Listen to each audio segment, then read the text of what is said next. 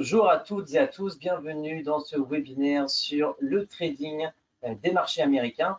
Je suis Raphaël Leblanc et je suis ravi de vous accueillir ce soir pour ce premier webinaire que nous réalisons avec Paul Régent, enfin avec Régent Paul, pardon. Bienvenue, Monsieur Paul. Monsieur Paul, c'est le fondateur du site DayTrader Canada, qui est un des sites de formation les plus populaires au Canada.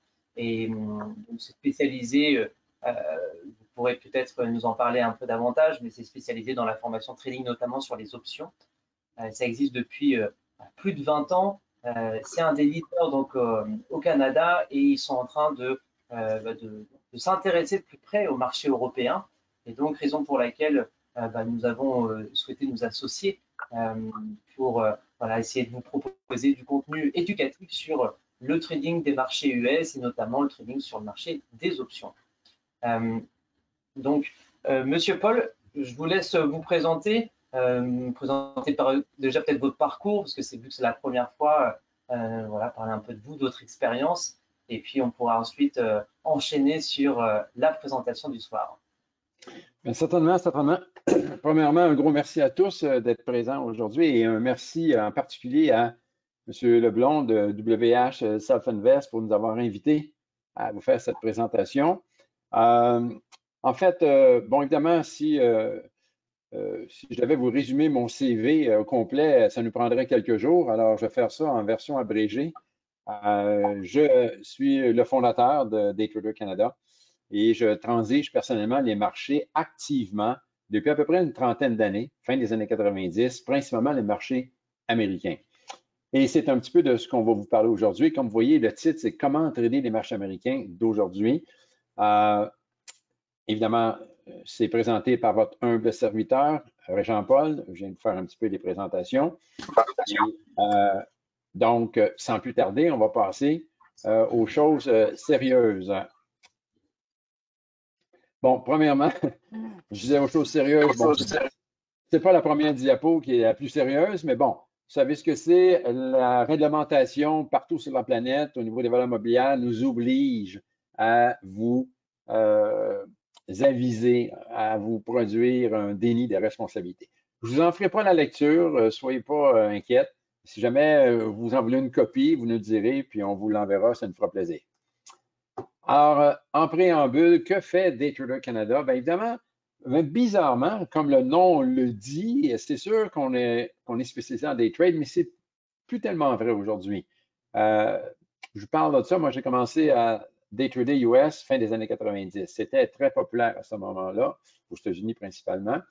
Mais maintenant, aujourd'hui, ça a été beaucoup remplacé par des machines, hein, les HFT, qu'on pourra parler un petit peu plus tard. Donc, on fait encore du day trade, mais on fait du day trade d'opportunité. J'y reviendrai tantôt. On est plus dans l'investissement actif que dans le day trade tel que on le connaît. On a peut-être, je dirais, 20% de notre clientèle qui sont des day traders purs et durs, là, qui passent leur journée devant leurs écrans. Mais 80%, ce sont des gens qui ont des vies, qui ont des jobs, qui ont des professions. Donc, évidemment, ces gens-là vont plutôt faire de l'investissement actif.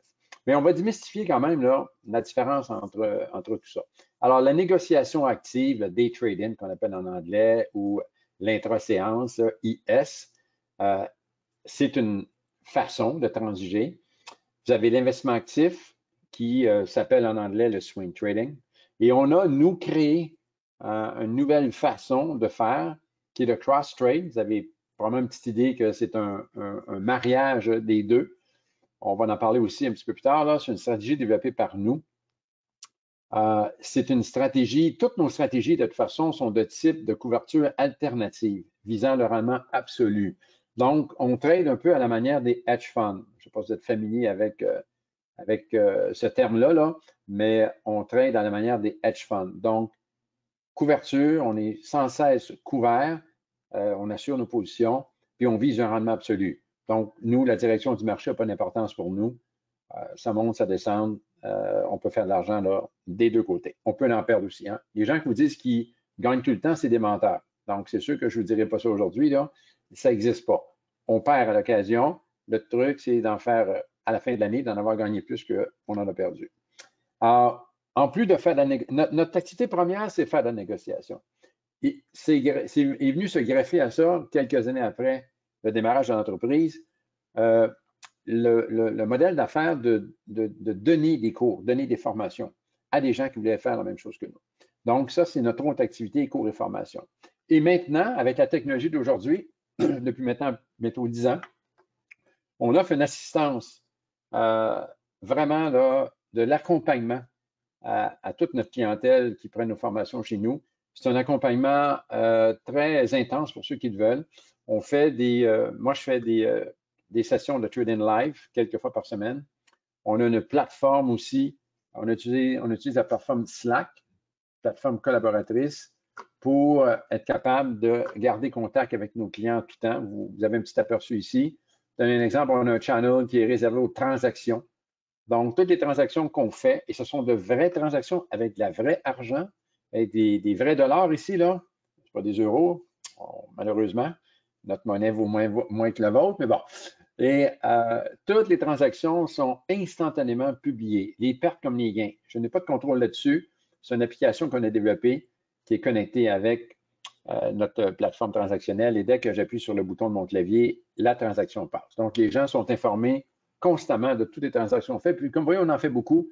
Regardez, ça, c'est hier, yesterday, lundi, mercredi. On en fait tous les jours, constamment. Il n'y a pas juste moi, il y a une petite équipe avec moi aussi, là. Et aussi, on a un channel pour que les gens puissent échanger entre eux lorsqu'on fait des présentations. Donc, ça, c'est l'accompagnement. Parce que c'est bien beau, les formations, là. On a beau avoir la meilleure formation au monde, il faut mettre ça en application après. Ça, c'est pas toujours évident. Donc, c'est là que est notre force, d'autant plus que dans notre cas, on transige les marchés réellement à tous les jours. Donc, c'est sûr que c'est tout un avantage pour vous d'être coaché par des gens qui pratiquent le métier. Évidemment, on n'est pas un courtier et c'est pour ça qu'on travaille en partenariat avec des gens comme WH, qui eux sont des courtiers. Nous, on ne touche pas à ce business-là. On transige nos propres capitaux et on vous enseigne comment faire la même chose que nous. Après ça, c'est avec des gens comme WH que vous êtes capable de pouvoir faire vos transactions sur les marchés. Un mot sur l'âge des graphiques et des tableaux. Vous allez voir dans cette présentation-là des graphiques et des tableaux qui sont très âgés, hein, des dinosaures. Là, vous allez dire, comment ça qu'ils ne sont pas capables d'avoir des graphiques d'aujourd'hui? Bon, à tous les jours, on transige en temps réel, on transige sur des graphiques, évidemment, d'aujourd'hui. Pourquoi on a des graphiques dans cette présentation et dans nos formations qui sont âgées? C'est parce que on veut vous montrer que des stratégies qui fonctionnent aujourd'hui fonctionnaient aussi il y a 10 ans, il y a 20 ans. Parce que si je vous amène une stratégie avec laquelle j'ai fait un coup spectaculaire la semaine passée, vous allez pouvoir me dire, ouais, mais c'est peut-être un coup de chance. Hein? Ça va se reproduire. Donc, c'est pour ça qu'on a des graphiques âgés pour vous montrer que ce qui se fait aujourd'hui dans les stratégies qu'on enseigne, bien, vous savez, l'histoire se répète à la bourse. Hein? C'est un peu bizarre, là, mais les gens sont un peu moutons puis tombent toujours dans les mêmes pièges. Là. Donc, les stratégies qu'on enseigne aujourd'hui, ils fonctionnaient il y a 10 ans, il y a 20 ans, il y a 30 ans. Donc, c'est des stratégies qui ont fait leur preuve. Et lorsque certaines stratégies ne fonctionnent plus, étant donné qu'on ne fait pas juste de l'information, mais qu'on transige, on les abandonne, on les remplace par d'autres. Hein? À travers, moi, 30 ans de négociation, là, il y a beaucoup de stratégies techniques que j'utilisais il y a 10 ans que j'utilise plus aujourd'hui. Ils ne fonctionnent plus. Puis il y en a aujourd'hui qui ne fonctionneront plus dans 10 ans. Donc, notre rôle avec notre accompagnement, c'est de vous garder à jour. Pourquoi le marché américain? Et là, je vous dis tout de suite, ne pensez pas qu'on est pro-américain. On est voisins, mais on n'est pas pro-américain. Je n'ai pas voté Trump et je ne voterai pas Trump non plus. Mais bon, donnons-leur ce qui leur revient. C'est une puissance commerciale, hein, sont incontournables. 65% du marché mondial, du volume mondial de transactions boursières se fait en sol américain, Nasdaq et New York. Donc, évidemment, c'est des marchés super intéressants. Donc, c'est pour ça qu'on s'adresse à qu'on transige ces marchés-là. Mais comme je dis tantôt et comme je l'ai dit au début ici, on analyse et transige activement le marché américain depuis plus de 20 ans avec un œil canadien. Donc, on n'est pas biaisé comme ils le sont.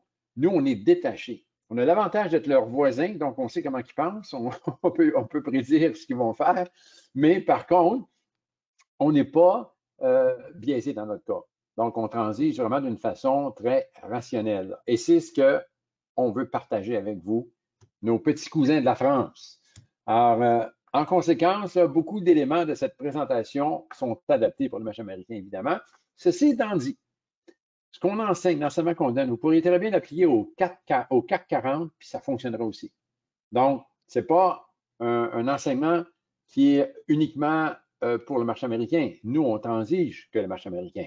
Mais l'enseignement qu'on donne peut s'appliquer sur le Hang Seng, sur le CAC 40, sur le FTSE, sur n'importe quelle bourse. Alors, pourquoi le marché américain? Bien, évidemment, c'est là que le plus grand nombre de titres et de grosses capitalisations, plus de 2000 titres d'actions américaines, avec en plus ça des ETF qui sont des fonds négociés en bourse. Les volumes par société sont très élevés, une très grande liquidité, à ne pas confondre avec les volumes, on reviendra là-dessus. C'est le plus grand marché d'options sur la planète, une option plain vanilla, régulière, là, américaine. Plus gros inventaire d'actions pour vente à découvert, ça c'est important, nous on fait beaucoup de vente à découvert. Donc, il y a énormément d'inventaire de vente à découvert à bon prix, ce qui n'est pas le cas partout. Puis évidemment, une grande transparence. Là, bon, ils ne sont pas parfaits, là, on se comprend, là, mais depuis 87, après la crise de 87, là, ils se sont fait serrer la vis par les autorités qui n'ont pas aimé, qui ne se soient pas présentés là, pour empêcher les marchés de crasher. Et là, ils ont commencé à démocratiser le marché. Donc aujourd'hui, il y a une très grande transparence puis un accès égalitaire à tous sur le marché américain, ce qui n'est pas toujours le cas sur tous les marchés. Donc, c'est un marché qui est très convivial pour l'investissement actif. L'horaire maintenant, et c'est parfait pour vous, même pour quasiment votre horaire mieux que la nôtre, là, les heures régulières de bourse américaine sont de 9h30 à 16h, comme vous savez, ce qui est l'équivalent chez vous de 15h30 à 22h. Ça veut dire que vous pouvez très bien faire votre journée de travail puis trancher le soir. C'est formidable. Nous, il faut qu'on transige durant la journée. Et dans la plateforme Free Stocks, WH, là, ben, vos transactions peuvent se faire de 15h30 à 23h. Donc, c'est une très belle plage horaire là, pour pouvoir transiger des marchés américains. Alors, l'investissement actif comparé à la négociation active, c'est quoi la différence? L'investissement actif, le swing trade, c'est dans le fond l'activité d'ouvrir des positions qui vont durer quelques jours à quelques semaines, des fois quelques mois, rarement. À ne pas confondre avec ce qu'on appelle le buy and hold, c'est l'investissement à long terme, on ne fait pas de ça. On n'a pas d'horizon de temps, nous, quand on ouvre une position, on a un horizon de profit. Moi, c'est simple, hein? La règle est simple chez nous. On garde une position ouverte tant qu'elle paye. Si elle arrête de payer, ben on s'en débarrasse. Elle reviendra peut-être un jour parce qu'on a des robots, des scanners qui scannent le marché continuellement, mais si elle arrête de payer momentanément, en s'en allant de côté, parce qu'on peut, dans notre cas, faire de l'argent à la hausse ou à la baisse, mais si on prend une période pour un titre qui se met à aller de côté, ben là, ça devient, on ne peut pas faire d'argent ni de bord ni de l'autre, ben on débarque. Donc, on n'a pas vraiment d'horizon de temps. Comme on sait que les titres ne montent pas indéfiniment, c'est pour ça qu'à règle générale, nos positions ne sont pas ouvertes pour plus que quelques semaines, quelques mois à la rigueur. Et encore là, peut-être parmi vous, il y a des gens qui font d'investissement à long terme. C'est correct. On va quand même rester de bons amis. Inquiétez-vous pas, ça se soigne. Hein, c'est notre travail là, de guérir ça. Non, je fais des blagues. Vous pouvez, j'ai rien contre des gens qui font de l'investissement à long terme. Moi, ce que je dis aux gens, parfait, tu as des positions à long terme, c'est correct, mais apprends l'investissement actif pour gérer tes positions à long terme. C'est pas grave une position durant 10 ans. Ce qui est grave, c'est d'acheter aujourd'hui une position pour la regarder dans 10 ans. Puis pour se rendre compte que finalement, l'entreprise n'est même plus là. Puis ça ne vaut plus rien. Donc, si vous faites du long terme, c'est correct. Les stratégies qu'on enseigne, vous allez pouvoir les appliquer aussi. Vous allez vous en servir pour gérer activement votre long terme et l'ajuster. Hein, faire du hedging sur des positions. Parce que la grosse question, à 100 000 € quand on fait du long terme, les marchés montent, puis on se dit, bon, j'ai peur qu'un bon matin, ça arrête. Alors, qu'est-ce que je fais? Est-ce que je vends tout maintenant? Vous vendez tout, puis hop, le marché continue. Là, j'aurais donc dû rester. Vous restez dans le marché, puis le marché renverse finalement, puis on pogne une crise comme 2008 ou 2000, ou un autre COVID. J'aurais donc dû sortir. Bien, il y a une solution à ça. Vous pouvez rester et assurer votre gain avec du hedging sur les options. Et à ce moment-là, vous n'avez pas à sortir de la position. Et si ça va mal, ben, c'est votre hedging qui va rapporter plus que la perte que vous allez avoir sur votre actif principal et vice-versa.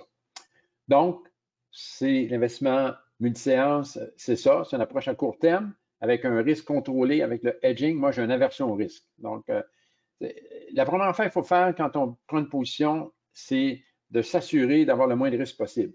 Les profits, ça vient après ça. On commence par gérer le risque. Profiter des tendances de marché à court terme, à la hausse comme à la baisse, avec la vente à découvert et aussi des options, les puts entre autres, et voire même sans direction. On peut même, avec des options, réussir à faire des sous dans des marchés qui sont de côté, mais bon, ce n'est pas nécessairement évident comme stratégie. L'objectif, ben, c'est de réaliser des profits substantiels à court terme en gérant le risque relié à ce genre d'activité. Maintenant, la négociation active, day trade, intra-séance. La période d'ouverture de la position, c'est pendant la journée, de quelques minutes à quelques heures, mais la position à 4 heures, 16 heures, Eastern Time, les positions qui sont catégorisées comme day trade sont toutes liquidées. Parce que ce n'est pas des positions qu'on a bâties pour résister au danger de passer la nuit avec la position. Donc, tout ça est liquidé à 4 heures. C'est ce qu'on appelle du day trade. C'est l'approche intra-séance avec un risque minimum contrôlé avec le cross-trade. Oui, on va y revenir là-dessus. On profite de la volatilité des variations intra-séance, mouvement haussier, baissier, vente à découvert, des options. L'objectif est de réaliser de multiples petits profits en réutilisant les mêmes capitaux plusieurs fois au cours de la même journée avec un minimum de risque. Les types d'investisseurs actifs. On ne les fera pas, je n'irai pas en détail dans chacun parce que ça serait très long. Mais d'ailleurs, en passant toute cette présentation-là, au-delà des questions que je pourrais prendre à la fin, en tout temps, par la suite, dans les jours et les semaines qui vont suivre, si vous voulez avoir plus d'informations, il y a des choses que vous n'avez pas bien comprises, vous aimeriez revoir certaines choses avec nous, juste à contacter M. Leblond et ça nous fera un plaisir, si c'est nécessaire, d'organiser même une session privée, comme actuellement, pour répondre à de vos questions là, particulières. Donc, ne vous stressez pas si à la fin de la présentation, wow, j'ai à peu près 2 millions de questions, puis je ne sais pas par où commencer. On ne s'en va pas là. On est là. On est en partenariat avec WVH pour longtemps. Donc, on sera disponible là, dans les jours et les semaines qui viennent. Donc, ce que vous allez faire, si un jour vous allez vers l'investissement actif, c'est de définir quel type d'investisseur actif vous êtes. Je prends les extrêmes. Vous êtes quelqu'un qui avait un travail de jour dans une usine de fabrication, de montage, vous n'avez pas d'accès du tout à votre cellulaire ou à un ordinateur. Bien évidemment, pas de trouble. Vous allez pouvoir quand même faire l'investissement multiséance, mais vous allez prendre des stratégies en conséquence. Et bâtir des stratégies que vous n'ayez pas à vous en occuper durant la journée. Et oui, ça se fait. À l'autre bout du spectre, bien, il y a quelqu'un qui est devant ses écrans en journée longue. Bien évidemment, lui va avoir des stratégies adaptées en conséquence, puisqu'il peut suivre l'évolution de sa position. Puis là, vous avez tous les autres niveaux entre les deux là. C'est juste une question, puis ça, on peut le faire avec vous, là. C'est définir un peu quel genre d'investisseur actif que vous êtes, puis à partir de là, vous alignez sur les bonnes stratégies. Pourquoi l'investissement actif? Vous savez, moi, si vous me demandez où va aller Tesla la semaine prochaine ou Microsoft, bon, on n'est pas parfait, là, je vous le dis tout de suite, là, mais règle générale, 70% du temps, on n'est pas trop mauvais pour vous prédire la prédiction d'un titre dans les jours qui viennent. Et si vous me demandez où le titre va être dans 20 ans, ben là, je ne peux pas vous le dire. Et je ne connais pas personne qui puisse vous dire où un titre va être dans 20 ans. Donc, on voit tout de suite un petit peu là, le paradoxe, là, la bizarrerie de la chose, c'est que c'est jusqu'à un certain point bien plus facile de prendre des décisions à court terme qu'à long terme. Maintenant, je vous donner un petit exemple. En 1990, le temps moyen de détention d'une action était de 8 ans. Les gens détenaient en moyenne une action pendant 8 ans, en 90. En 2023, c'est quelques jours. Puis honnêtement, j'ai été généreux en disant quelques jours parce que c'est quelques minutes dans bien des cas. Donc, on voit tout de suite là, que les marchés ont beaucoup changé vers là, du court terme. Ensuite, contrairement à la croyance populaire où de faire l'investissement actif, ça coûte cher, ça prend des capitaux, c'est risqué, c'est faux. Ça prend beaucoup moins de capitaux que de faire l'investissement à long terme parce qu'on fait tourner le même argent. Et si on prend une position à chaque 2-3 semaines, on la vend avec profit, on en prend un autre, puis ainsi de suite. Vous avez 50 000 €, c'est 50 000 € que vous allez rouler toute l'année pour faire peut-être 25-30 %. Tandis qu'un investisseur long terme, pour faire le même nombre de dollars, euros en absolu, aurait besoin d'immobiliser 2, 3, 400 000 euros toute l'année. Donc, ça prend beaucoup plus de capitaux pour faire du long terme que d'investissement actif. Meilleure gestion du risque aussi. Le risque vient avec le temps d'exposition. Plus vous êtes exposé dans les marchés longtemps avec une position long terme, plus vous avez une chance qu'une catastrophe se produise. Dans un contexte d'investissement actif, on peut être malchanceux, là, mais les chances sont moins grandes parce qu'on est constamment en train là, de rentrer, de sortir dans les marchés et en plus de ça, on assure nos positions. Meilleure gestion des profits, mieux adapté au marché volatile d'aujourd'hui, possible profit dans toutes les directions, à la hausse comme à la baisse. Comment est-ce possible? On a la réponse sur la page suivante, la vente à découvert.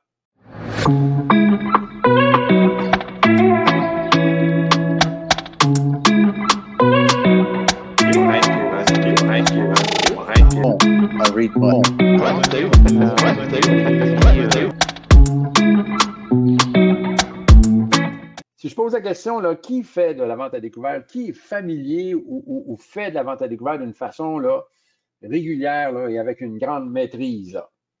Alors, pas obligé de, je ne vais pas répondre, c'est correct, vous avez le droit. Ça vous tente de nous dire si vous en faites ou pas, vous êtes bienvenus. Alors, on va voir c'est quoi la vente à découvert. Probablement, ce n'est pas la même chose que d'acheter une action. Souvent, on dit, c'est pareil que m'acheter une action, c'est faux. Alors, si on regarde ça un petit peu d'une façon le plus simple possible, et ça, ce que je vous montre là actuellement, ça arrive régulièrement dans les marchés, à tout moment dans la journée, un débalancement d'inventaire entre le nombre d'acheteurs et le nombre de vendeurs. Parce que, vous savez, les bourses n'impriment pas les actions là. Quand une compagnie vient en bourse, elle émet un certain nombre d'actions, 1 million d'actions, c'est la float, l'action flottante, et c'est ça qui est disponible. Parce que quelqu'un les achète toutes, ce million d'actions-là, ben, il n'y en a plus. Donc là, théoriquement, s'il ne veut pas les vendre, ben, il n'y aura plus de marché. Ça serait catastrophique parce que les bourses, l'avantage des bourses qui publicisent à grand renfort, et c'est vrai, c'est d'avoir une facilité de bouger les capitaux, d'entrer et de sortir facilement. Donc, pour éviter la situation lorsqu'il y a un débalancement d'inventaire, qui sont obligés de fermer un titre, de dire, bon, on ne peut pas le trancher aujourd'hui, on n'a pas de vendeur. Ils ont mis en place la vente à découvert. Alors, c'est quoi la vente à découvert? Ben, vous avez un individu, on va l'appeler M. A, qui, lui, possède une action d'un titre quelconque dont une rumeur vient de sortir que le titre peut être acheté demain matin par Gogo. Donc, évidemment, le titre qui vaut 20 on s'attend à ce qu'il ouvre le même matin à 40 Alors, B, lui, ben, c'est sûr que ça l'intéresse bien gros d'en acheter. Mais quand il dit à A, ben, je vais te l'acheter à 20 euros, A dit, ben non, là, ça va valoir 40 euros ça demain. Donc, tu me donnes 40 euros, ben non, tu t'en passes. Mais B, il ne veut pas payer 40 euros parce que s'il paye 40 euros, puis ça vaut 40 euros demain matin, ben, il n'y a pas de profit à faire là. Donc là, on a un problème. On a B qui va acheter, puis A qui ne veut pas vendre. Alors, arrive le bon samaritain. Ça, je pense que c'est international comme signe, là, mon œil. Arrive le bon samaritain qui, lui, dit, regardez, moi, je vais régler votre problème. Parce que lui, il a des doutes. Les gens qui vendent à découvert, c'est élitiste à vendre à découvert. Les gens qui vendent à découvert, en règle générale, les professionnels, savent des choses que A et B ne savent pas. Donc, lui, il dit, le deal ne se fera pas, puis le titre va chuter demain matin. Donc, C va aller emprunter des actions de son courtier. Il n'y en a pas, lui. Il va emprunter des actions. Et si on veut pousser un petit peu la cocasserie, là, le courtier de C pourrait aller jusqu'à emprunter des actions du courtier de A et emprunter les actions de A pour être prêté à C. Et qu'est-ce que c'est fait, lui? Ben, il va les vendre à B. Alors voilà, tout le monde est heureux. On a 2 détenteurs d'actions et on a un vendeur à découvert. C'est de cette façon-là que fonctionne la vente à découvert. Maintenant, évidemment, demain, on risque d'avoir 2 heureux et un malheureux, hein, ou on va avoir 1 heureux et 2 malheureux. Et souvent, c'est 1 heureux et 2 malheureux. Donc, c'est comme ça que le processus fonctionne. Évidemment, les choses, il faut faire attention. Bon, souvent, les gens disent, vous entendez dire des marchés, ah, on va bannir ça, les vendeurs à découvert un jour. Le monde de la finance n'aime pas les vendeurs à découvert. Ah, on va bannir ça. Ils ne peuvent pas faire ça. Parce que la raison d'être de la vente à découvert, c'est de l'oxygène pour la bourse. Pas de vente à découvert, il n'y a plus de bourse. Parce que lorsque A ne veut pas vendre puis B veut acheter, là, imaginez s'il n'y a pas de vente à découvert, qu'est-ce qui arriverait? serait obligé de dire aux gens, ben, je ne peux pas trancher ce titre-là aujourd'hui, on n'a pas de vendeur. Donc, les gens déserteraient les bourses, hein, c'est bien évident. Donc, ils ne peuvent pas bannir ça. Ils ont fait des bannissements dans le temps, comme en 2008, ils ont banni le secteur bancaire, mais c'était temporaire et c'était bien spécifique, puis ils ont admis après que c'était une erreur d'ailleurs, ce qu'on avait dit au tout début. Bon, il faut faire attention aux dividendes, les fee rates, le rappel d'action, etc. C'est des choses évidemment, on va beaucoup plus loin dans notre formation. Vous comprenez que nos formations sont de plusieurs heures, donc je ne suis pas capable dans une heure de vous amener toute la matière qu'on a dans les formations. Bon, l'autre dilemme, quel titre choisir et quelle sera sa direction? Hein? Regardez comment ils ont l'air stressés, ces gars-là, là, à se demander quel titre choisir, puis c'est des Américains qui sont passants. À se demander quel titre choisir, puis dans quelle direction ils vont aller. Et là, ben, le choix, tout la même chose. Est-ce qu'on va pour des titres très, très pépères, comme on appelle chez nous, des titres qui sont tranquilles, pas trop dangereux, mais qui ne rapportent pas beaucoup non plus, ou on va, comme dans les années 2000, vers la Banque nationale de Grèce, qui était extrêmement risquée, mais qui était évidemment bien payante là, si on savait comment la transiger. Puis vous vous dites peut-être, tu sais, risqué ou non, ben, tu sais, ça dépend de vos. Là, je ne finirai pas le mot qui est ici, je vous laisse deviner, là. Mais blague à part, c'est avec les titres les plus risqués qu'on a la possibilité de faire le plus de profit possible. Alors, le truc, c'est d'aller vers des titres risqués, mais de se protéger. Donc, à ça, il n'y a pas de problème.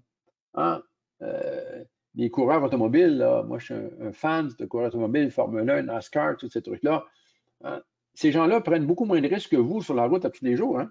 Surtout ici au Québec, hein, ils conduisent tellement mal. Là. Mais tu sais, ils sont là dans des habitacles, là, des forteresses, là, avec des combinaisons à l'épreuve du feu, puis des casses aujourd'hui. Ils peuvent faire 22 tonneaux avec la voiture, puis sortir de là, puis ils vont vous envoyer à la main comme si rien n'était. Vous essayerez de faire ça, vous, avec votre voiture de tous les jours. Donc, le truc, c'est de prendre des risques et les contrôler. Puis vous dites peut-être, ouais, mais ça ne se répétera pas. Ce qui est arrivé en 2008, ben oui, ça s'est répété. On a eu après ça les banques régionales tout récemment qui ont planté aux États-Unis avec la fermeture de First Bank National. Donc, l'histoire se répète, ça va toujours se répéter. Il faut juste être prêt à tirer avantage de ces opportunités-là. Le choix des titres, dans notre cas, on le fait d'une façon rationnelle. Moi, je n'ai pas de titre en particulier. Il n'y a pas de titre que j'aime plus qu'un autre. Je ne suis pas en amour avec un titre. Il ne faut jamais tomber en amour avec un titre. Tomber en amour avec votre conjointe, mais pas avec un titre parce que ça peut coûter cher. Bon, avec la conjointe aussi, ça peut coûter cher, mais ça, c'est un autre débat qu'on aura un autre jour. Mais l'idée, c'est de choisir rationnellement. Donc, nous, on a des scanners, on a des robots qui régulièrement scannent les marchés et nous donnent des opportunités. Il ne fait pas un job à notre place, ça. T'sais, ça n'existe pas. Quelqu'un qui vous dit qu'il a développé un logiciel, là, puis qui peut vous rendre millionnaire là, en pesant sur un piton et en faisant rien, là, c'est impossible. Savez-vous comment je sais que c'est impossible? Parce que la journée où quelqu'un va découvrir ça, ils vont fermer les bourses. Donc, tant que les bourses vont être ouvertes, personne n'a trouvé la façon d'avoir le juste prix en tout temps. La bourse vit d'un prix qui n'est jamais juste en tout temps. Donc, c'est pas vraiment compliqué. Il n'y en a pas de système automatisé. Donc, par contre, il y a des robots, des scanners qui vont vous sauver beaucoup de temps à chercher des opportunités. Alors, c'est ce qu'on utilise, nous. Maintenant, pour la direction, explorons quelques pistes. Comment avoir une idée de la direction d'un titre? Les chandeliers japonais. Si vous ne tradez pas avec ça, si vous utilisez le graphique en ligne, comme beaucoup de gens, là, commencez à vous initier aux chandeliers japonais. Vous allez voir, c'est très performant. Dans le fond, d'une façon simple, qu'est-ce que c'est une chandelle? Le chandelle vous fait voir en temps réel, dans certains cas, l'offre et la demande au quotidien. Vous êtes capable de voir à travers ça le sentiment des pros au quotidien.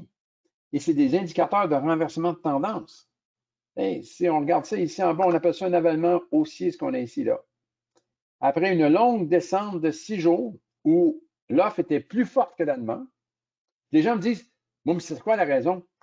Je ne sais pas et honnêtement, je m'en fous. Ça n'a vraiment pas d'importance. Tout ce que je sais, c'est que ça fait 6 jours que c'est l'acheteur qui a le haut du palier. Il baisse les prix, puis le vendeur accepte de vendre un prix plus bas. Soudainement, comme ça, une bonne journée, hop, une grosse chandelle blanche. Encore là, on ne sait pas pourquoi, mais ce qu'on sait, c'est que tout d'un coup, l'attitude du marché des professionnels vient de changer sur ce titre. On est passé d'une attitude de offre plus forte que la demande à demande plus forte que l'offre.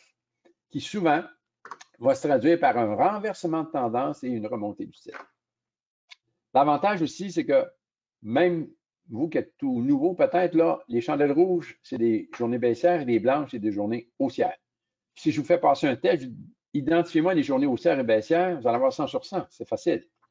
Mais si je vous demande en bas là, de me dire, donnez-moi les journées baissières ou haussières dans le graphique en ligne, ici en bas, impossible.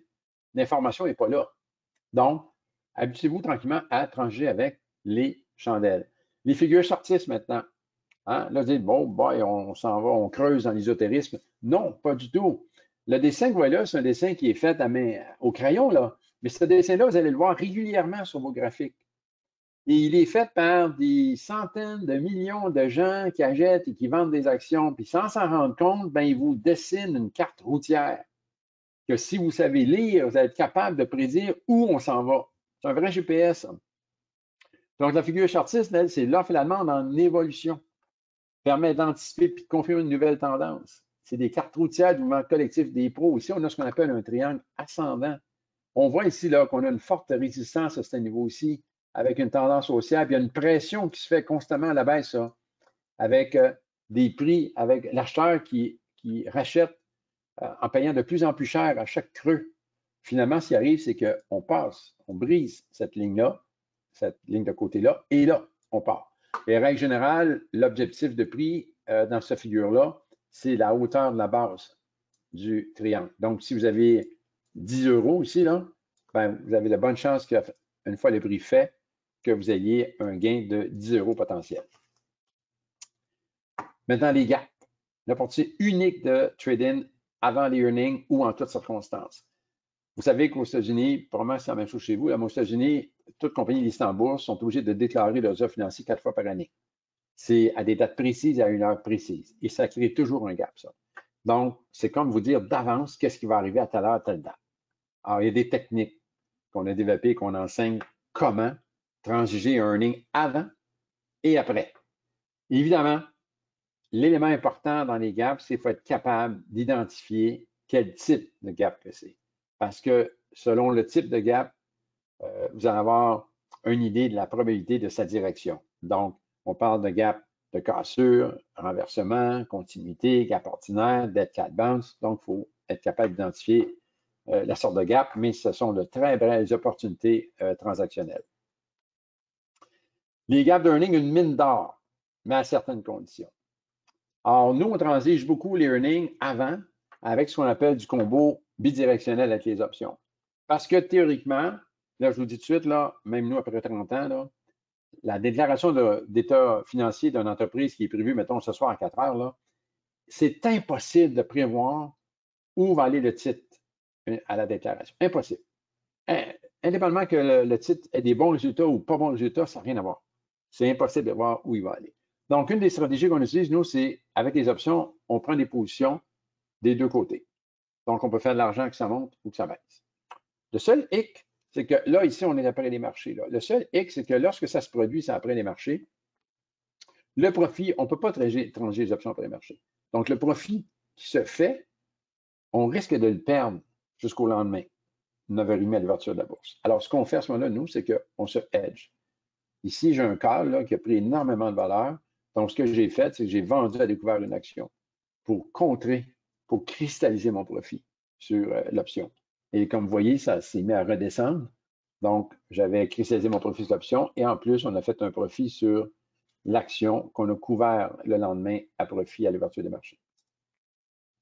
L'analyse contemporaine, pourquoi je dis contemporain? Parce que nous, on n'a pas de parti pris. On n'a pas, tu sais, il y en a, les techniciens ne croient qu'à l'analyse technique. Les fondamentalistes ne croient qu'à l'analyse fondamentale. Nous, on n'a pas de religion. Notre religion, c'est le capitalisme.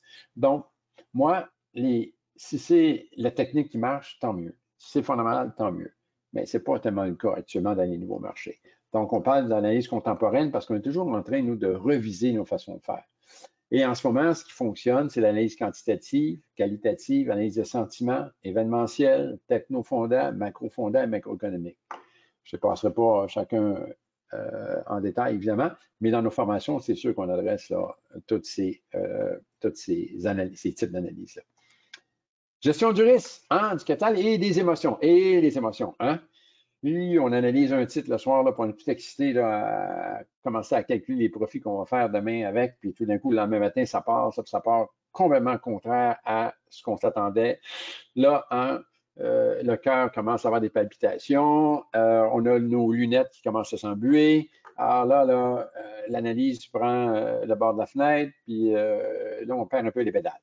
Alors, pour gérer les émotions, on gère le risque. Si on gère le risque, si on gère le capital, vous allez voir, il n'y en aura plus d'émotions. Donc, gère le risque, qui gère le capital et finalement les émotions. Gestion du risque est malheureusement trop souvent négligée.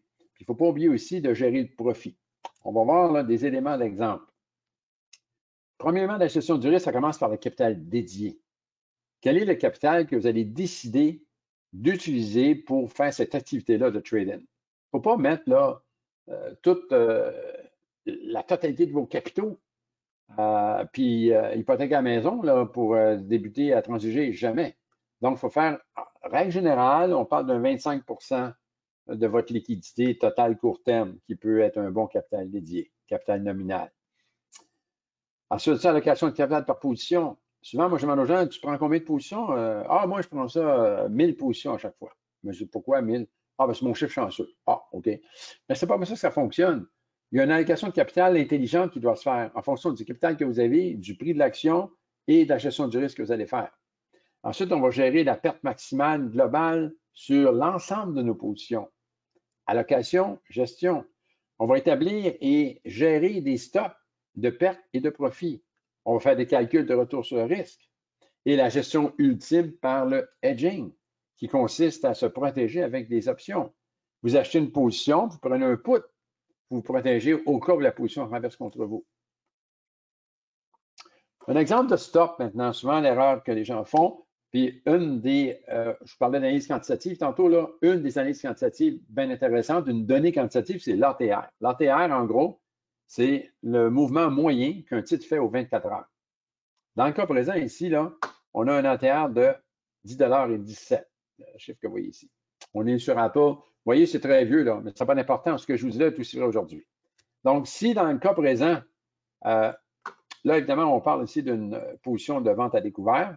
Si dans le cas présent, je veux vendre à découvert à 492 $ à l'ouverture de cette journée ici, ben mon stop doit être minimalement de 10 $. Souvent, les gens vont faire une vente à découvert à 492, vont mettre un stop à 495. Le titre, historiquement, depuis 14 jours, parce que l'intérêt, c'est sur 14 jours, depuis 14 jours, là, on le voit par les chandelles, il bouge de 10 $ aux 24 heures. Donc, si je prends une position à 492, vente à découvert, puis je mets un stop à 495, bien, j'ai bien des chances de me faire sortir. Le moindrement que le titre va aller une journée contre ma position, je vais être sorti. Donc, je dois mettre un stop d'au moins 10 $ et peut-être même un petit peu plus.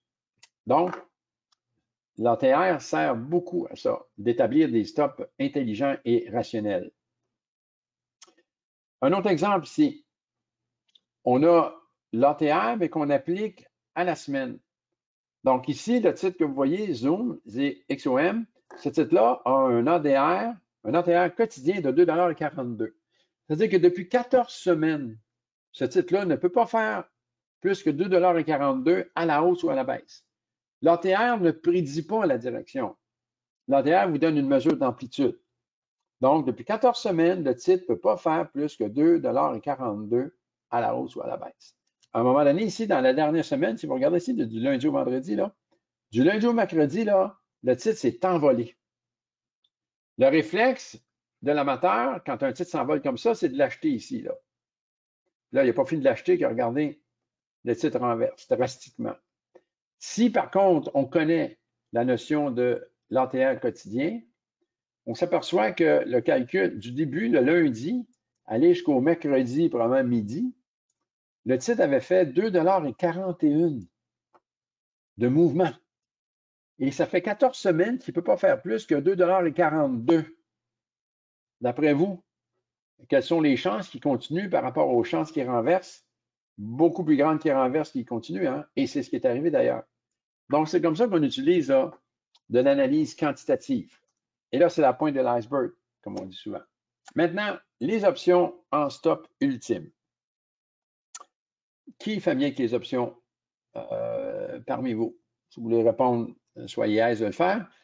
À ma conférence à Paris, j'étais étonné de voir que très peu de gens étaient familiers avec la vente à découvert et aussi avec les options.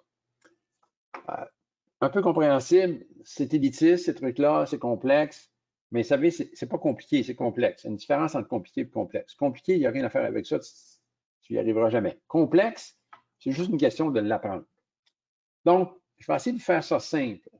Ici, la ligne bleu cyan représente l'achat d'un titre. N'importe quel titre. Je paie 20 $ pour le titre ou 20 €. Si ça monte à 21 €, ben, je fais 100 € de profit. Ça monte à 22, je fais 200. Facile à comprendre, hein? Ça descend à 19, je perds 100. Ça descend à 18, je perds 200. Bon, ça, c'est relativement simple. Le problème, comme toujours, parce que si ça recule tranquillement, je vais avoir un stop qui va me sortir de ma position. Le problème, c'est qu'on peut un soir se coucher, puis le titre vaut 20 $, puis se lever le lendemain matin, puis le titre a tombé à 2 $. Hein? On a tous vu ça dans notre vie. Si vous avez 1000 positions là-dessus, là, ben, c'est 20 000 € là, qui va être perdu en l'espace de, en fait, 18 000, excusez, pour être exact, parce que vous avez une perte, une drop de 18 000, donc 18 000 € peut être perdu là-dessus. Rien à faire. Bon, comment éviter ça? La ligne rouge vin que vous voyez ici, c'est le profil d'un put. Le put bouge contraire à l'action. L'action qui monte, le put perd la valeur. L'action descend, le put prend la valeur. Sur mon graphique, c'est ce que vous voyez là. Vous voyez la ligne rouge 20 ici, là, à un moment donné, quand le titre descend à 19, 18 et 17, là, mon put commence à tomber dans la zone des profits. Pendant que mon action, elle, tombe dans la zone des pertes. Mais il y a un contrepoids qui se fait. Donc, si on reprend notre exemple, et dans le cas présent, quand vous combinez les deux ensemble, vous allez renverser la configuration. Vous allez avoir la configuration de pointillé rouge qui est ici. Ça représente l'achat d'une action et une protection qu'un put. Vous avez dû remarquer que notre point mort de 20 $ s'est déplacé à 21 $. Pourquoi? Parce qu'on a une prime à payer. Il y a une prime à payer pour s'assurer. Donc, avant de faire du profit, il faut que la prime se paye. Donc, notre point mort devient 21. Par contre, on s'aperçoit qu'ici, il y a un coude là, qui se fait là. Il y a un angle qui se crée. Et la ligne qui est ici est horizontale et elle pointe vers moins 100. Ça, c'est la perte totale que vous pouvez avoir dans cette position-là. Pas plus que 100. Alors, comment ça fonctionne? On reprend l'exemple de tantôt, mais là, je suis protégé avec un put. Mon titre qui est à 20 $ ou 20 € rouvre le lendemain à 2 €. Je vais toujours perdre 18 000 €. Ça, je ne peux pas changer ça, là. J'ai l'action. Mais mon put, lui, va rapporter 17 900 €. Donc, quelle est ma perte véritable? 100 €. Je vais pousser ça plus loin. On peut se surassurer. Donc, j'avais 1000 actions, donc j'avais pris 10 contrats de put pour équivaloir à 1000 actions, mais j'aurais pu prendre 20 contrats. À ce moment-là, j'aurais un profil combiné là, de la ligne pointillée rouge avec la ligne rouge 20 qui est ici. Dans ce contexte-là, la même situation de 20 à 2 $, on aurait toujours perdu notre 18 000, mais nos deux puts, qui sont l'équivalent de 2000 actions contre 1000 actions, qui descendent. Donc, évidemment, vous comprenez qu'à un moment donné, le put est beaucoup plus payant que ce qu'on perd sur l'action. Aurait peut-être donné 34 000 de gains sur les deux puts. Donc, 34 000 moins 18, ça fait plus 12. Donc, vous seriez sorti de cette position-là catastrophique avec un profit de 12 000 €. Gestion du profit maintenant. Tout aussi important que gérer les risques. Définir la cible. Choisir l'outil de gestion approprié. Fibonacci, c'est un très bon outil pour gérer les profits. La SAR aussi est un très bon outil pour gérer les profits. Vous avez un exemple ici, on a mis les deux sur ce graphique ici. Les points blancs, vous voyez, c'est la SAR. La SAR vous aide à identifier des renversements dans une tendance haussière ou baissière. La Fibonacci, ben, c'est des mesures, c'est des niveaux de retrace. Et ces niveaux de retrace-là, pourquoi ça fonctionne? Parce qu'il y a beaucoup de programmes trading, là, de transactions automatisées là, par des ordinateurs, par les HFT, les hedge funds, et ainsi de suite, se basent sur ce niveau de retrace-là pour acheter et vendre. Donc, c'est pour ça que ça fonctionne. Donc, on a pris une position quelque part ici, on est rendu dans un profit très élevé ici, Et là, on commence à gérer notre profit parce que souvent, les gens rendus à ce niveau-là, ils vont dire, bon, ben, OK, moi, j'ai fait assez d'argent, là, je sors. Ce n'est pas une bonne pratique. Plutôt que de sortir, mettez-vous une gestion de profit. Vous pouvez vous dire, bon, ben, je vais lui donner une retrace de 11,5 %. S'il retrace de 11,5 %, je sors de ma position. Mais s'il ne retrace pas et continue de monter, bien, je reste en position. Vous allez être surpris de voir que des fois, vous allez vous faire amener un profit encore plus élevé. Donc, toujours géré par palier. La parabolique SAR fait le même travail. Voyez-vous, elle est basculée ici. Le point qui était en dessous est devenu au-dessus. Donc, selon la parabolique SAR, il y avait une forte probabilité de renversement significatif. Et c'est ce qui est arrivé. Gestion du risque et des profits illustrés. Comment ça fonctionne? Quand vous faites un achat, vous avez votre point d'achat, votre point d'entrée initial. Mettons que c'est 20 $. On va faire ça simple. Okay? Et on met un stop à 19 $. Donc, un stop de 1 $. Bon. Le titre monte. À un moment donné, le titre prend 1 $ de profit. De 20 passe à 21. Qu'est-ce qu'on fait? On annule notre stop qui est à 19 et on l'amène à 20. Donc, à partir de là, la guerre est gagnée parce que là, on ne peut plus perdre cette position-là. On pourrait juste break even. Qu'est-ce qui arrive maintenant si le titre continue à monter puis s'en va à 22 $? Est-ce qu'on monte le stop encore une fois? Non. Mais on annule notre stop et là, on met en place une gestion de profit. Mettons la Fibonacci. Comment fonctionne, et on peut automatiser ça avec les plateformes. Comment ça fonctionne? Vous voyez ici l'exemple à droite, ici. J'ai un titre que j'ai acheté, mettons, 7 $. Il est rendu à 9 $. Et là, je commence à me dire, bon, ben, j'ai fait un beau profit. Je vais commencer à gérer mon profit. Au lieu de sortir de la position, on met en place un Fibonacci de 1 $ d'écart. Ce n'est pas songer 1 $, c'est trop, ou 1 €, c'est trop, là, mais l'idée, c'est que je vais vous faire comprendre comment fonctionne un stop suiveur, parce que c'est ce qu'on appelle un stop suiveur, un trail stop. Il a été déterminé par notre Fibonacci, mais après ça, on le met, on l'automatise pour que ça suive tout seul. Donc, quand on dit 1 $ d'écart, ben on dit au moment où je mets mon stop en place, le titre à 10 $, donc, s'il recule de 1 $, le système va me sortir de ma position. Alors, comme vous voyez, il y a un recul qui se fait là, jusqu'à 9,30 $ ou 9,30 €. Voyez-vous, la ligne de mon stop suiveur, elle reste horizontale. Elle ne recule jamais, cette ligne-là. Elle ne fait que monter ou aller de côté. Finalement, voyez-vous, le titre repart à la hausse. Et lorsqu'il repasse son haut de précédemment, regardez ce qui arrive.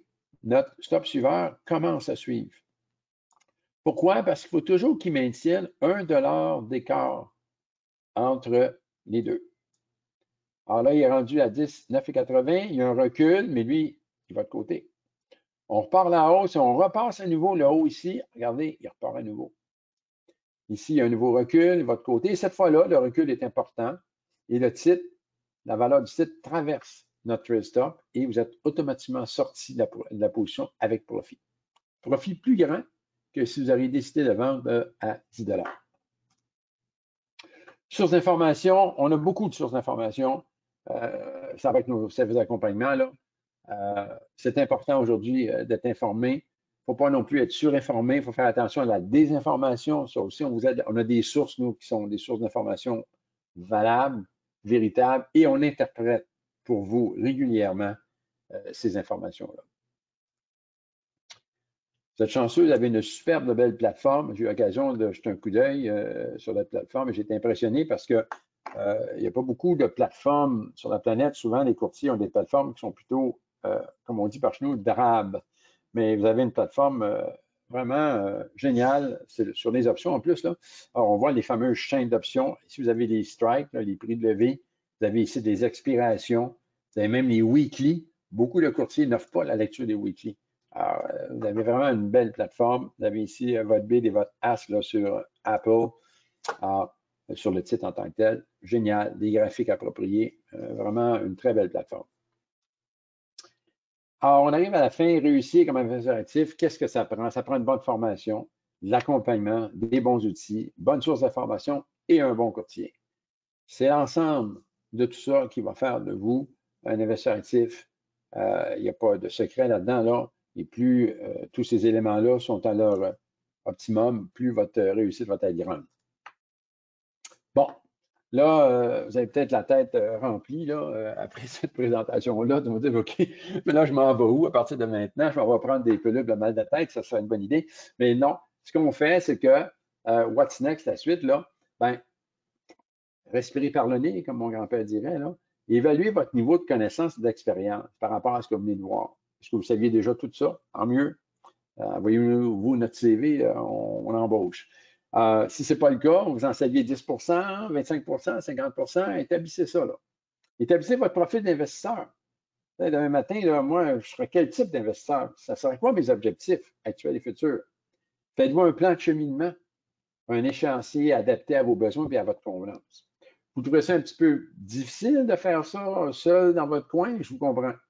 On vous offre des rencontres personnalisées avec WH pour vous aider à être capable de définir le type d'investisseur que vous êtes et vous suggérer les stratégies en conséquence, les formations en conséquence et les outils de WH. Alors voilà, on arrive à la fin. Voyez-vous, on m'avait dit que j'avais 1 heure, fait que j'ai essayé de faire ça le plus vite possible. Là. Alors, bien évidemment, on vous remercie, Day-Trader Canada et WH vous remercie énormément de votre présence. C'est pas évident, surtout dans votre cas. Moi, je suis à l'heure pas que je me trompe, ici, c'est le déjeuner. Hein? Nous, on appelle ça un dîner, là, mais, parce que nous, notre déjeuner, c'est votre petit déjeuner. Et notre dîner, ben, c'est votre déjeuner. Donc, nous, moi, je suis au dîner et vous êtes au souper. Ça, c'est le même thème, ça, si je ne me trompe pas. C'est international, celui-là. Là. On va arriver au dîner, nous. Pendant que toi, tu seras au dîner, finalement, on est en même temps. Déjeuner, dîner, ça fait bien raison. On va dîner tous les deux, mais à 6 heures de décalage. Donc, on vous remercie de votre présence parce que d'être présent à cette heure-là, vous avez pu avoir bien d'autres choses à faire. Là, vous promenez sur les Champs-Élysées, entre autres. Là. Donc, un gros merci d'avoir été là. Et pour ces raisons-là, ben, on vous offre un escompte de 50 sur n'importe quel service ou programme que vous pourriez prendre chez nous, applicable jusqu'à la fin du mois parce que vous avez assisté et que vous êtes là, présenté ce webinaire-là. Donc, voilà. J'ai fait le tour, M. Leblond. Je vous cède le micro. Merci, Régent. Alors, je vais déjà poser la question aux personnes qui sont présentes. Merci déjà d'être venu et rester jusqu'à tard. Je vous invite à poser des questions si vous en avez. Je crois que vous utilisiez une plateforme. Tout à l'heure, vous m'avez montré une plateforme. Est-ce que, par exemple, on pourrait, je ne sais pas, faire un exemple d'une transaction qui a été passée aujourd'hui, peut-être expliquer, peut-être de manière concrète comment, je ne sais pas s'il y a une position qui a été prise aujourd'hui, expliquer pourquoi vous l'avez. Aujourd'hui, ben, en fait, j'ai des positions là, mais je peux en prendre une. Je vais vous donner un exemple. On va aller en chercher une hier. Hier, on a eu. Ben ça, c'est une position qu'on a initiée. Par contre, Annette, on a un roulement. Alors, bon, Tesla, bon, tout le monde connaît ça, hein, Tesla. Alors, si on regarde Tesla, nous, on vient d'initier une position combo parce que les résultats financiers de Tesla vont sortir le 24 janvier. Alors, et la position qu'on a prise ici, c'est une position combo. Bon, c'est pas évident là, quand on n'est pas habitué, mais si vous regardez, on a eu l'achat d'un call 2,70, un mars 15 à 6,71 et on a aussi acheté un put 210 mars à 7,52, ce qui a donné un coût total de transaction de 14 qu'on doit multiplier par 100, évidemment, là, parce que c'est des options. Donc, chaque contrat, c'est transaction, donc 1 400 probablement 1 000 € dans ces coins-là. Alors, quel est le raisonnement sur Tesla? Alors, si on va chercher Tesla. Alors, bon, premièrement, donc vous avez, pardon, je répète, vous avez acheté un call et acheté un put. En même temps, oui. On triche. Okay. On triche parce que les earnings s'en viennent, mais on ne sait pas où ça va aller. Donc, et d'ailleurs, on a déjà, au moment où je vous parle, juste m'assurer, là, on a déjà une position à profit là-dessus. Donc, si vous regardez mon graphique qui est ici, bon, les lignes blanches que vous voyez ici, là, parce que lorsqu'on prend des positions d'options, on les reproduit sur notre graphique pour que visuellement, qu'on puisse voir en tout temps où est-ce qu'ils sont nos prix de levée. Donc, on a un put à 210 et un call à 270.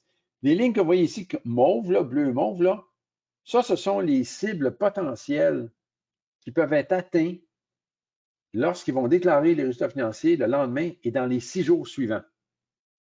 Ce que je vous ai montré tantôt, l'outil que je vous ai montré tantôt, je vais tenter d'aller le rechercher. Bon, notre scanner ici, voyez-vous la partie ici à droite, là? Ça, c'est l'information. Prenez Adobe. Adobe, ce que ça dit ici, là, c'est que depuis un an, à chaque fois qu'il déclare des résultats financiers, s'il y a un gap qui est à la hausse, là, en moyenne, le titre gagne 20 $ à la hausse. Puis dans les 6 jours qui suivent, il ajoute un 19 $. Donc, le titre pourrait bouger de 39 $ au total 6 jours après les résultats financiers. Si par contre, c'est un gap baissier, il perd 12 $ en moyenne au gap et 9 $ dans les 6 jours qui suivent. Donc, on a les mêmes statistiques pour Tesla. C'est à partir de ça qu'on établit les niveaux aussi que vous voyez pour que visuellement, on voit où est-ce qu'ils sont nos cibles. Parce qu'évidemment, on a pris la position hier, mais les earnings, c'est le 24 janvier. Donc, le titre pourrait bouger d'ici là. Quand je parle de gestion active, si le titre bouge beaucoup vers le bas, mon put va prendre la valeur, mais mon call va en perdre. Donc, à l'approche des earnings, ce que je vais faire, je vais réajuster la position. Je vais prendre un call, je vais rouler mon call pour un call plus performant, avec un prix de vie plus près de la nouvelle cible. Tandis que le put, lui, je vais prendre du profit et je vais prendre des puts avec des prix de vie un petit peu plus loin que le précédent pour toujours maintenir cette espèce d'équilibre-là entre le put et le call. Bon, ça, et la beauté de ça, c'est que lorsque le earning se présente, que le titre parte à la hausse, à la baisse, ça n'a pas d'importance. Puis regardez, vous donner un exemple, ça c'est la dernière fois, les derniers earnings ici, c'est les mêmes lignes que vous voyez ici, là. Il a atteint sa cible de 6 jours en l'espace de 2 jours. 2 jours après les earnings, il y a eu le gap, là. 2 jours après, il avait atteint sa cible de 6 jours. Alors imaginez comment est-ce que c'est payant. Comment est-ce que. Et regardez, ceux d'avant, même chose. Il avait atteint sa cible, là, ça lui a pris 3 jours pour atteindre sa cible. Donc, là, on a des cibles combinées. Quand on va arriver au 24 janvier, je vais faire des cibles plus précises. Il va y avoir 8 lignes comme ça ici. Le market maker move, le gap, la cible intermédiaire et la cible ultime. On fait ça, et si on fait ça avec nos clients, là, avec les gens qui sont avec nous constamment, là. Ça, c'était fait là, devant notre auditoire. Et en plus de ça, la position a été, je vais vous la montrer dans Slack, on a mis même la position pour les gens qui, des fois, qui ne sont pas là. On s'en va dans Earning Play. Alors, voyez-vous, la position a été reproduite ici, là. Alors, je mettais les cibles et on donnait on ne donne pas de recommandation d'achat ou de vente, on n'est pas des courtiers, sauf qu'on fait une analyse stratégique, qu'on suggère des stratégies les plus appropriées pour la situation. Donc, ce qu'on suggérait, et ça avait été fait 2 jours avant, on suggérait du 2,15, 2,75, pas de call. Finalement, ça s'est terminé par 2,10, je pense, et 2,70 parce que le titre avait bougé entre-temps. Mais ça, on fournit ça à nos clients avant que l'événement arrive. Puis, vous avez un petit peu les notes ici, là. Tesla, compo potentiel, earning le 24 janvier. Le billet, on donne le billet aussi. Tesla, c'est un billet neutre, légèrement haussier. On donne les cibles au niveau du gap. Donc, on assiste beaucoup les gens, là. Et les gens ne sont pas laissés à eux-mêmes pour tenter de trouver quel titre ranger et comment. Voilà, pour un exemple. Ok, très intéressant. Et Merci. donc là, le danger que vous, enfin le danger, le risque qu'il y a, c'est que Tesla reste dans une espèce de range, parce que dans les deux cas, vous seriez. Monsieur Leblond, vous m'impressionnez. Vous connaissez vraiment bien, effectivement, ce que M. Leblond dit, c'est totalement vrai. Parce que, vous avez bien fait de le mentionner, parce que là, les gens vont se dire, ben là, ça veut dire qu'on ne peut jamais perdre avec cette stratégie-là. Non, c'est faux, on peut perdre. Quand on peut perdre, c'est qu'effectivement, si le titre ne bouge pas, ni mes puts, ni mes calls vont prendre de la valeur. Et à ce moment-là, ce qui va arriver, si le titre ne bouge pas, c'est que la volatilité implicite de Tesla va chuter drastiquement.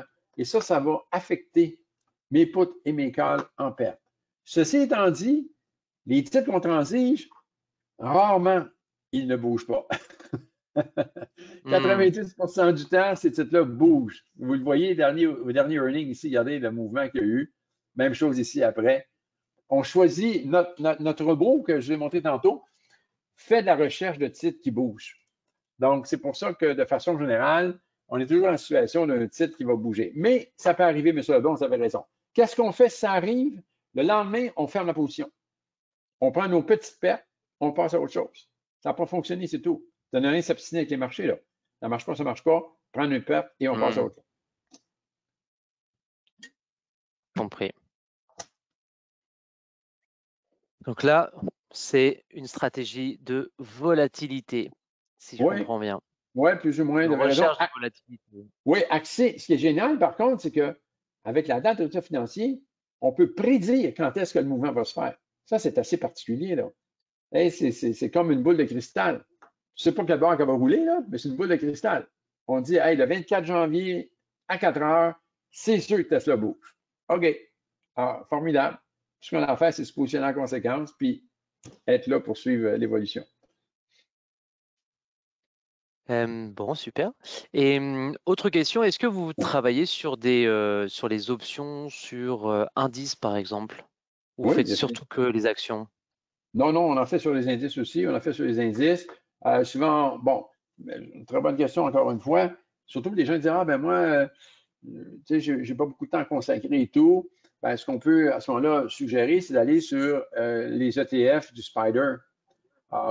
On a toute la série d'ETF là-dessus. Attendez, je vais juste voir si.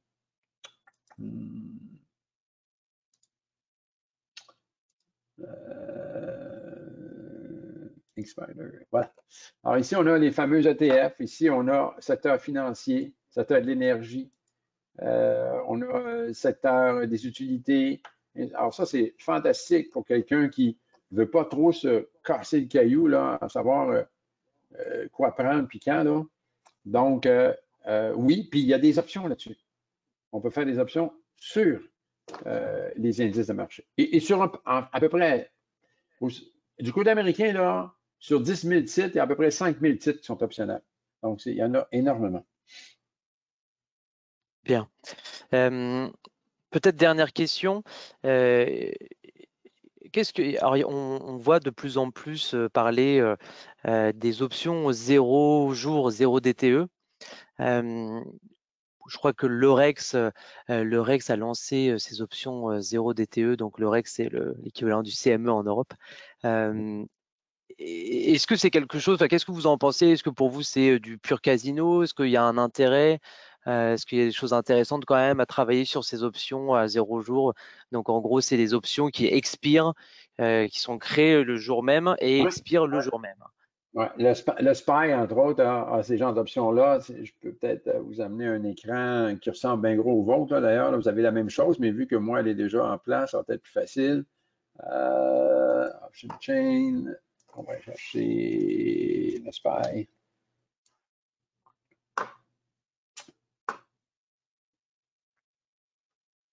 Ah, voyez-vous, regardez, il y a une expiration à chaque jour. Bon, il faut savoir comment transiger ça, mais c'est un peu du day trade jusqu'à un certain point.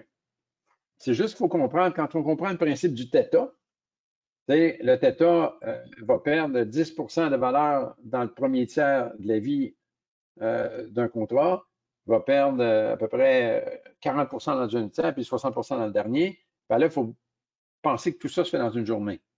Donc, c'est bien évident que si vous prenez une position le matin, puis le titre ne bouge pas, vous allez, ça va diminuer rapidement parce qu'à chaque minute, chaque heure qui passe, il faut qu'il arrive à zéro à la fin de la journée. Donc, oui, mais je vous dirais, c'est pas un truc pour amateurs. Là. Il faut vraiment savoir ce qu'on fait avant d'aller vers ça. Mais définitivement, puis là, je ne sais pas, ils vont peut-être finir par en faire qui expire à l'heure ou à la minute. Il n'y a rien qui arrête les bourses, on le sait. Là. Mais oui, c'est des outils. Mais c'est de l'intrascience. Puis il faut vraiment, il faut avoir une bonne idée de la direction du titre. Parce que votre prime se fait manger, là, comme on dit par chez nous, là, rapidement. Ouais, je comprends. Parfait. Bon, en tout cas, merci, merci beaucoup, Monsieur Paul. Merci à tous, en tout cas, d'avoir participé, posé vos questions, réagi à cette présentation qui, j'espère, vous aura plu. Donc, c'est la deuxième présentation en réalité que nous faisons avec Daytrader Canada. La première était avec Richard et donc la deuxième avec Monsieur Paul. Et donc, on vous communiquera peut-être une troisième séance à venir.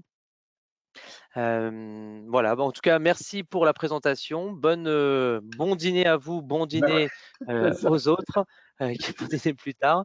C'est moi Et qui vous puis, remercie. je vous dis C'est moi qui à une prochaine fois pour ouais, le ouais. prochain C'est moi webinaire. qui vous remercie, M. Leblond. Merci beaucoup. Et merci à tous les gens d'avoir été là. Et si vous avez des questions, gênez-vous pas. Contactez M. Leblond, puis on pourra se rencontrer au besoin. Alors, Parfait. Allez, bonne fin de soirée à vous. Au revoir. merci.